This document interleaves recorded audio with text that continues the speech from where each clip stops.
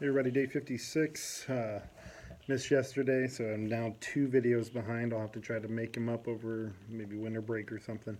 But we'll see. All the chaos of getting back after a long weekend. Um, Today, I don't know. I'm just going to talk about some thinking I've been doing around, like, what the individuality versus the groupthink dynamic of racism.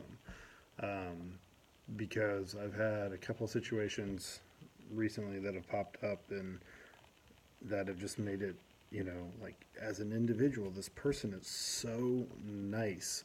They would help you out. They would, you know, go out of their way to pick people up around them and to, they're very courteous. They're very helpful and all that. And, like I've seen them do this with people of different backgrounds, but then they espouse views that are so racist and they don't see how that like correlates to the issues of racism in our country.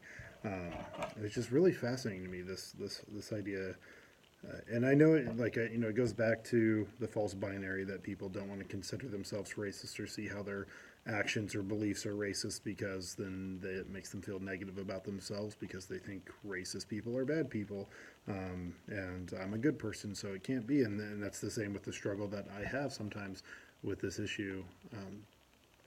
Is that we tend to try to bucket people into either the good non-racist person or the bad racist person. And I've talked about this concept before, but it just feels like it keeps coming up because there are students that I've had that have graduated.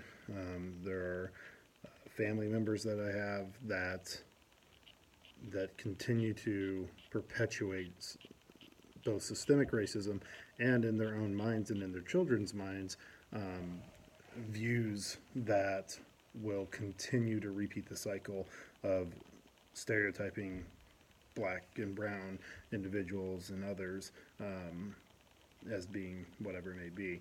A colleague just posted a video. I'm not sure how new it is. I'll try to link it in the below, but it's called "I'm Not Racist." It kind of goes through the perspectives of like a Trump supporter and then a African American man as they like it's all being spoken through the African American voice, but kind of seeing what are those arguments that people have against black people, that are really prevalent and common, and then kind of answering to those. But then at the end they hug, and my first instinct was like, how could you hug that person after they said all those things, and why is that the goal? Is that what we want to accomplish? And uh, it's tough because like there is humanity there of those individuals, but I mean, I don't know how I reconcile like my own relationships with people, that are either friends or family that espouse such harmful views, and how do you continue those relationships, or do you sever them, or do you minimalize them, which is effectively severing them in a lot of cases.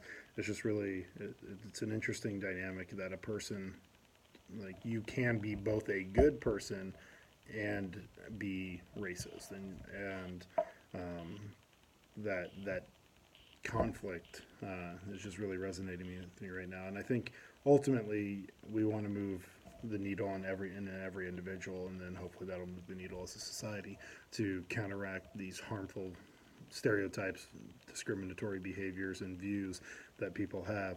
And I am a big believer that love's going to overcome that, and that we got to keep pushing. But it's just so bizarre to me that you can do that. And I know I probably have done it in the past and do it my own way, of things where you're considered like think you're being a good person, but you also in some way are causing immense harm. So I don't know. Those rambling thoughts for the day. We'll hopefully get back on track with the videos, and we'll see you tomorrow.